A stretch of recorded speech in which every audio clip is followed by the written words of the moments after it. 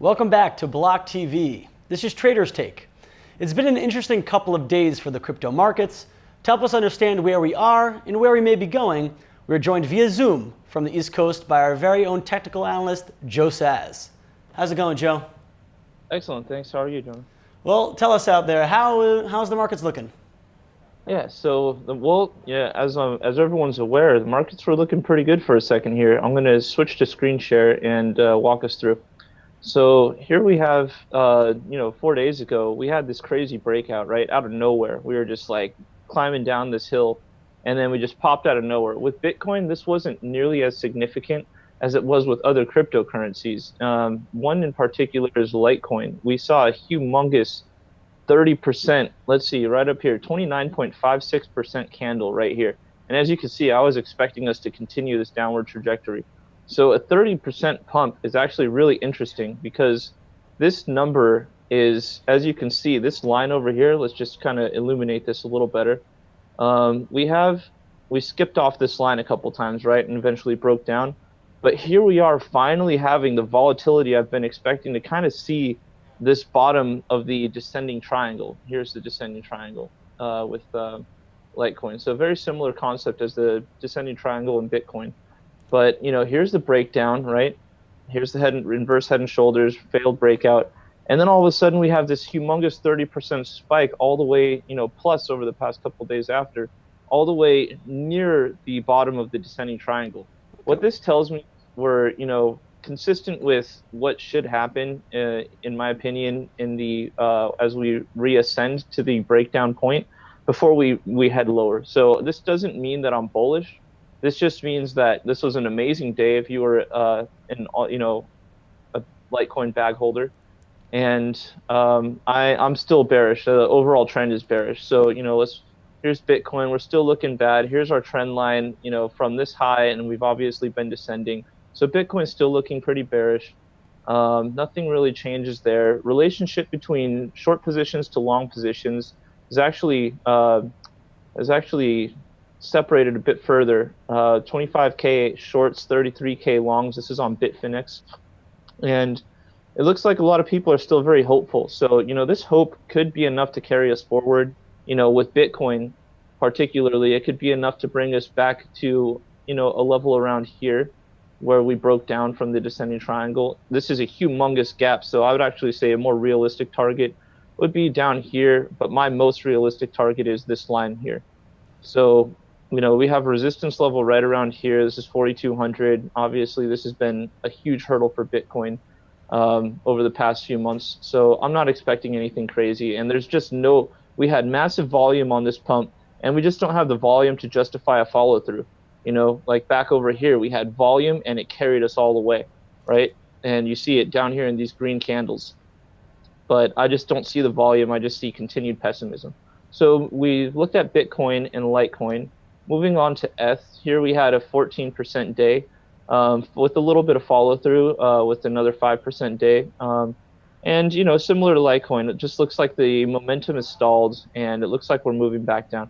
I'm not going to say 100% that we're going back down to this line just yet. This could very well be another situation how Bitcoin was bottoming out at 6K roundabouts for the majority of a year. So I think it's possible that we could kind of just keep doing this little downward trajectory zigzag. Keep bouncing, creating lower highs, creating not really significant lows. But I do see that pattern forming again, which is something I didn't expect. I was expecting more of once we broke down below that descending triangle, it was just the fear was palpable. So I've been expecting more of a violent downside move, and I expected that to be accelerated by reaching for Bitcoin that 3,100 target range. And obviously with Bitcoin reaching that point, it would mean everything else is kind of going down in flames as well. So this is kind of interesting to me. It does say that the technical picture has changed. It did seem quite a bit more organic than a normal pump and dump. This is a 15-minute chart. On a small time scale, you can see this parabolic move, right? This is like one big jump, and then you see like And so anyways, we broke out, and I'm very optimistic that that was an excellent breakout, but not that this was anything significant. XRP going sideways. We're still headed toward. Oh, and my apologies for that. I guess I forgot to switch to share screen here, and we're back. Okay, so here's XRP. The technical picture hasn't changed much. Just so you know, back to that one point here, this is a parabolic move to the upside. This isn't one single candle like over here that just caused this humongous breakout. You could see the psychology, like, should I buy, should I buy, should I buy? And then bam, people started buying like crazy. So I would say this was more of an organic pump, organic move to the upside. So this is just something that I want you to be aware of, so that in the future, when we talk about pumps and dumps, you can understand a little more of the difference between what I see in organic upside movement versus inorganic upside movement. So moving along, here's XRP. We're still going sideways. We've had two spinning tops, clearing short positions to the upside, clearing long positions to the downside. It just looks like it's shredding traders right now. If you're trading futures, put your helmet on. It's rough out there. Be careful. Be very careful. Tron, as we see, we've broken down. We've gone sideways out of this channel. And again, with Tron, he just went out tweeting that he has the equivalent.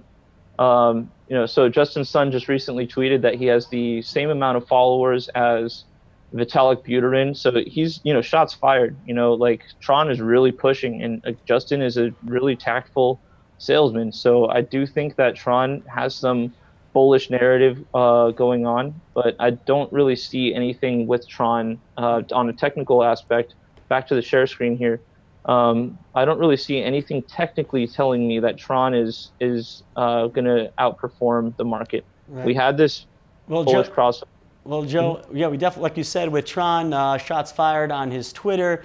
He actually is holding the Lightning Network trust chain torch as of now. So thanks so much for giving us an awesome view of the market. Let's see what happens next. Thank you very much for being with us today. Yeah, awesome to see you, John. All right, and for everyone, all our viewers out there, please check us out on all our social media and check us out at our website at blocktv.com. Have a good day.